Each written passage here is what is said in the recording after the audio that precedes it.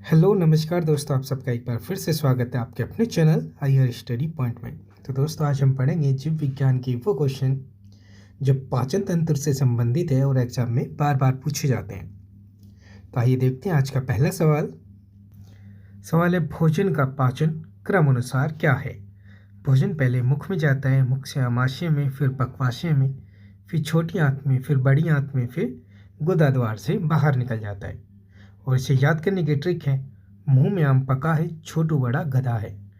मुंह से मुख, आम से आमाशय, पका से पक्वाशय, छोटू से छोटी आंत, बड़े से बड़ी आंत और गधा से गुदा द्वार। आइए देखते हैं अगला सवाल। सवाल है, अंगनाशय रस में कितने एंजाइम पाए जाते हैं? कितने एंजाइम पाए जाते हैं दोस्तों? 3। Lipase, trypsin, amylase.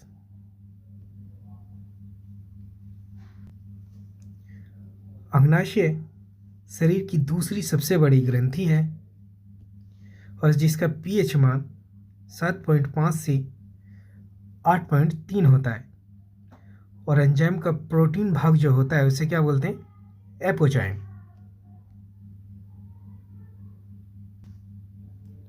अगला सवाल बड़ा ही इंपॉर्टेंट है दोस्तों। इंसुलिन की कमी से रक्त में शर्करा की मात्रा बढ़ जाती है, इसे क्या कहा जाता है? तो इसे क्या कहते हैं दोस्तों? इसे मधुमेह या डायबिटीज कहा जाता है। ब्लड में ग्लूकोज की मात्रा बढ़ने से डायबिटीज होता है। इंसुलिन बढ़ने से हाइपोग्लाइसीमिया रोग होता है। हाइपोग्लाइसीमिया रोग इंसुलिन बढ़ने से होता है। शर्करा को नियंत्रित करने के लिए मेथी के बीज लाभदायक होते हैं। इंसुलिन की खोज वेटिंग और वेस्ट ने सन 1921 में की और इंसुलिन का पहला टीका या इंजेक्शन किसे दिया गया? लियोनार्ड थॉम्पसन को 1922 में। आइए देखते हैं अगला सवाल। सवाल है, किस एंजाइम की उपस्थिति के कारण HIV अपना आकार बदलते हैं? तो इसका सही जवाब है दोस्तों रिजर्व ट्रांसक्रिप्टिस। अगला सवाल दोस्तों, ग्लाइकोजेन को पुनः ग्लूकोज में बदल देता है। बहुत इंपॉर्टेंट क्वेश्चन है दोस्तों। ग्लाइकोजेन को पुनः ग्लूकोज में बदल देता है ग्लूकॉन। अगला सवाल, छोटी आंत की दीवारों से आंतरिक रस निकलता है, इसमें कौन से एंजाइम होते हैं? तो इसमें कौन से एंजाइम होते हैं दोस्तों? रिप्सिन, लैक्टेज, लाइपेज, माल्टेज और सुक्रेज। अगला सवाल, पाचन क्रिया किस अंग में होती है? पाचन क्रिया किस अंग में होती है? तो ये कहाँ होती है? आहार नाल में। और पाचन क्रिया कहाँ से शुरू होती है? बहुत इंपॉर्टेंट क्वेश्चन दोस्तों। पाचन क्रिया कहाँ से शुरू होती है? कई बार एग्जाम में पूछा गया है, मुख से। पाचन क्रिया कहाँ से शुरू होती है? मुख से। अगला सवाल दोस्तों, अवशोषित भोजन का शरीर के उपयोग में लाए जाना क्या कहलाता है? अवशोषित भोजन का शरीर के उपयोग में लाया जाना क्या कहलाता है? स्वांगीकरण। अगला सवाल दोस्तों, शरीर के किस अंग में भोजन अस्थायी रूप से जमा हो जाता है? तो ये कहाँ जमा होता है? आमाशय में। आमाशय में ये भोजन 4 घंटे तक रहता है। और आमाशय में भोजन कहाँ जाता है? आमाशय से छोटी आंत में। और जठर रस आमाशय में भोजन को पचाता है। जठर रस आमाशय में भोजन को पचाता है। और जठर रस एक हल्के पीले रंग का अम्लीय द्रव है। आमाशय में कौन सा एसिड पाया जाता है? हाइड्रोक्लोरिक एसिड आमाशय में पाया जाता है। जठर रस में कौन से एंजाइम पाए जाते हैं? बहुत ही इंपॉर्टेंट दोस्तों, कई बार एग्जाम में पूछे जा चुके हैं। जठर रस में कौन से एंजाइम पाए जाते हैं? पेप्सिन और रेनिन। अगला सवाल, पाचन क्रिया में प्रोटीन किस पदार्थ में बदल जाते हैं? पाचन क्रिया में प्रोटीन किस पदार्थ में बदल जाते हैं? किस पदार्थ में बदल जाते हैं दोस्तों? अमीनो एसिड में। अगला सवाल, कार्डिक, पेंडिक, पाइलोरिक नाम किससे संबंधित है? तो किससे संबंधित है दोस्तों? ये जठर ग्रंथियों से। छोटी आंत का ऊपरी भाग क्या कहलाता है? बहुत ही इंपॉर्टेंट क्वेश्चन। छोटी आंत का ऊपरी भाग क्या कहलाता है? मध्यांत्र या जेजुनम। और अगला सवाल है दोस्तों, बहुत ही इंपॉर्टेंट, शरीर की सबसे बड़ी ग्रंथि कौन सी होती है? कई बार एग्जाम में पूछा गया है, बहुत बार रिपीट हुआ है ये क्वेश्चन। बहुत बार एग्जाम में रिपीट हुआ है, शरीर की सबसे बड़ी ग्रंथि कौन सी होती है? तो इसका सही जवाब है दोस्तों यकृत जिगर, या जिसे हम लीवर के नाम से भी जानते हैं। इसका वजन 1.5 किलो से 2 किलो तक होता है। लीवर का काम है शरीर के तापमान को बनाए रखना। लीवर के 2 खंड होते हैं, कोडर और क्वाड्रेट। लीवर प्रोटीन को कार्बोहाइड्रेट में बदलता है। अगला क्वेश्चन दोस्तों, शरीर की सबसे बड़ी रसायन फैक्ट्री किसे कहा जाता है? तो किसे कहा जाता है दोस्तों? लीवर को। पित्तरस कहाँ से निकलता है? ये भी बहुत इंपॉर्टेंट क्वेश्चन है दोस्तों। पित्तरस कहाँ से निकलता है? लीवर से। पित्तरस जमा होता है पित्ताशय में। पित्ताशय जो थैली होती है वो नाशपाती की तरह होती है। पित्तरस हल्के पीले या हरे रंग का क्षारीय द्रव है जिसका पीएच मान 7.7 है। फाइब्रोजन प्रोटीन शरीर के किस अंग में बनता है? बहुत इंपॉर्टेंट दोस्तों। फाइब्रोनेजन प्रोटीन शरीर के किस अंग में बनता है? ये कहाँ बनता है दोस्तों? लीवर में। और ये क्या करता है? रक्त का थक्का जमाने में मदद करता है। और हिपेरिन रक्त का थक्का नहीं जमने देता। अगर हिपेरिन मौजूद है रक्त में या ब्लड में तो ये रक्त का थक्का नहीं जमने देता। लीवर में स्टोर होते हैं आयरन, कॉपर और विटामिन। लीवर आयरन और कॉपर और विटामिन को अपने अंदर स्टोर करके रखता है। अगला सवाल है दोस्तों, जहर से मरे हुए व्यक्ति की मृत्यु का कारण किस अंग से पता किया जाता है? किससे पता किया जाता है दोस्तों? लीवर से। अगला सवाल दोस्तों, खाद्य पदार्थों के विसरित होकर रुधिर में पहुंचने की क्रिया क्या कहलाती है? क्या कहलाती है दोस्तों? अवशोषण।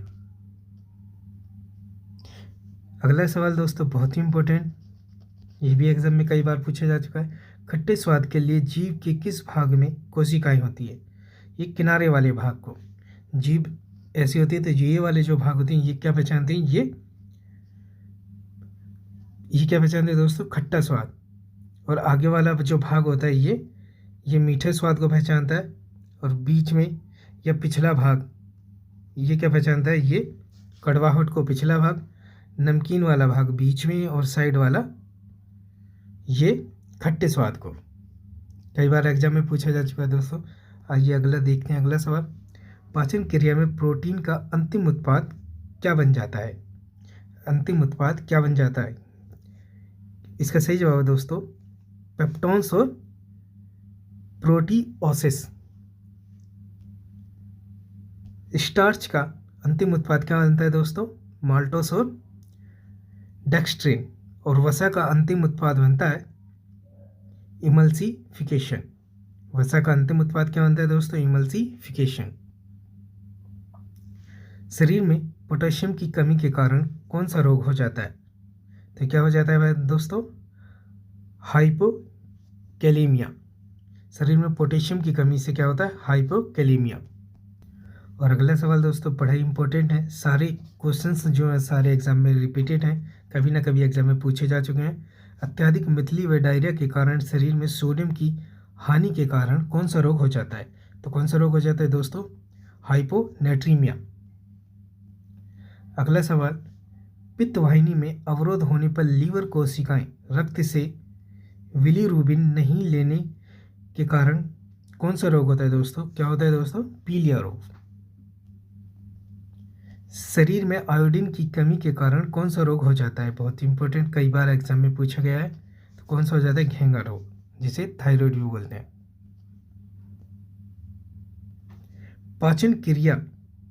पाचन की प्रक्रिया में प्रोटीन के पॉलीपेप्टाइड को अमीनो एसिड में परिवर्तित कौन करता है?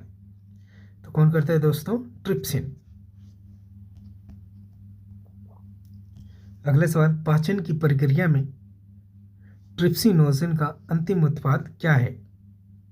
पाचन प्रक्रिया में ट्रिप्सिनोजन का अंतिम उत्पाद क्या है? ट्रिप्सिन।